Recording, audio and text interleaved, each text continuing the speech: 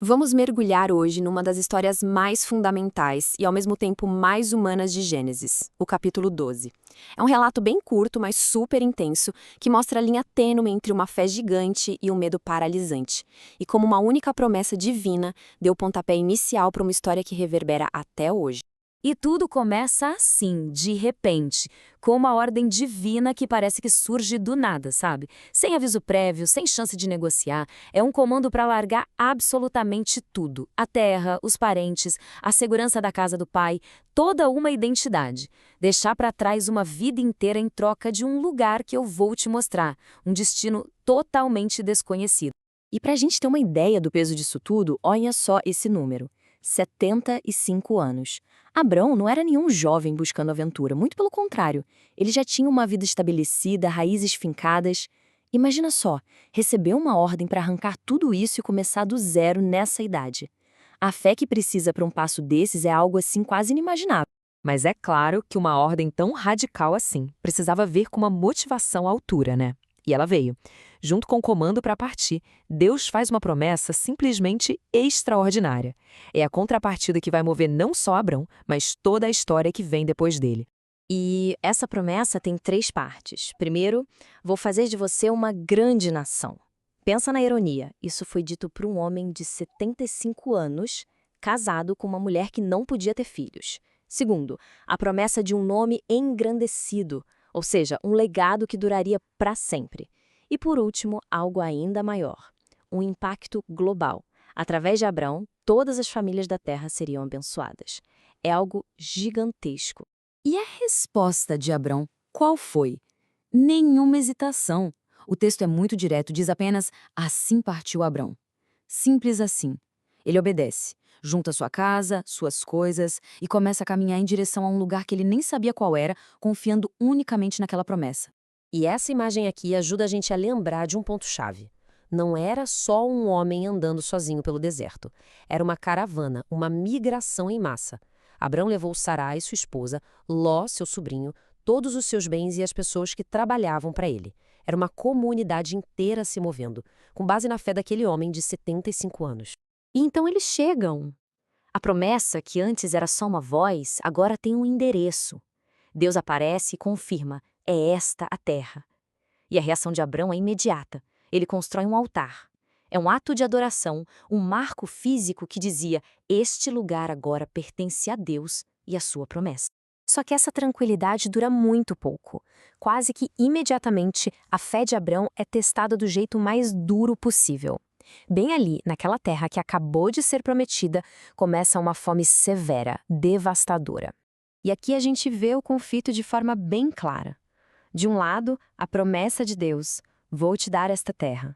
Do outro, a realidade nua e crua, uma terra que não consegue sustentar ninguém. A fé de Abrão mal chegou e já enfrenta seu primeiro grande teste. E a necessidade de sobrevivê-lo o força a tomar uma decisão drástica: descer para o Egito. E a saída para o Egito não é só uma mudança de lugar no mapa. É uma mudança no coração de Abrão. A fé que tirou ele de Harã agora dá lugar ao medo. E movido pelo medo, ele começa a bolar um plano que não tem nada a ver com a promessa de Deus, mas sim com pura autopreservação. A lógica de Abrão aqui é a lógica do pânico. A beleza da sua esposa, Sarai, que deveria ser uma bênção, vira uma ameaça de morte na cabeça dele. Ele fica convencido de que os egípcios vão matá-lo para ficar com ela. A partir desse ponto, o medo da morte passa a ditar todas as suas ações. E o plano é bem simples e, vamos ser sinceros, bem covarde. Primeiro passo: mentir. Fingir que Sarai é sua irmã. Segundo passo, o objetivo principal: salvar a própria pele. E o terceiro passo é até meio chocante. Ele espera não só sobreviver, mas se dar bem, lucrar com a situação. É um plano focado 100% nele mesmo. Só que o plano dá muito, mas muito errado. O tiro sai pela culatra de uma forma espetacular. A beleza de Sarai chama tanta atenção que ela não é notada por qualquer um, não. Ela vai parar direto na casa do faraó. A mentira que Abrão criou para se proteger acabou colocando ele e a promessa numa situação infinitamente pior. E aqui a gente vê a grande ironia trágica da história. Por um lado, parte do plano de Abrão até funciona. Ele fica rico, ganha rebanhos, servos, camelos. Mas a que custo?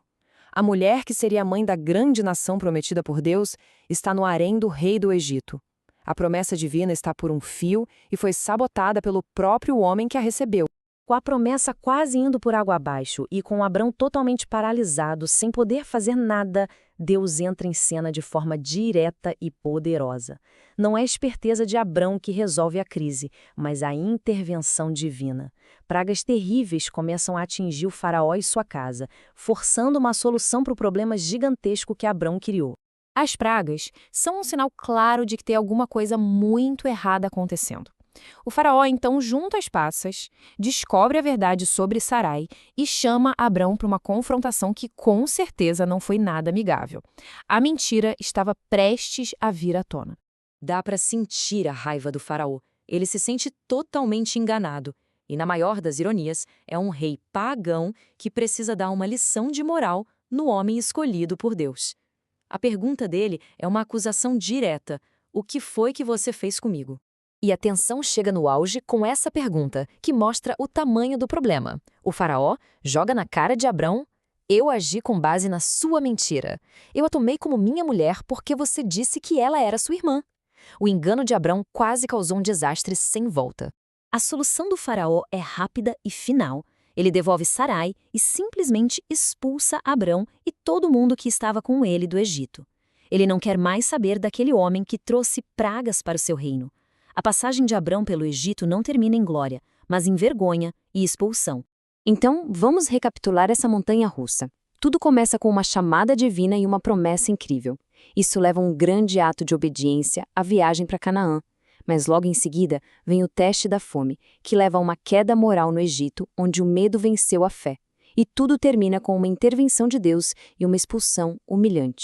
E essa história toda nos deixa com uma questão central para pensar. Essa parte da jornada de Abrão é, no fim das contas, um retrato da fé que continua existindo mesmo com falhas humanas, ou é mais uma história sobre o instinto de sobrevivência, onde a fé e o medo vivem numa batalha constante? É uma tensão que define não só essa história, mas talvez boa parte da nossa própria experiência.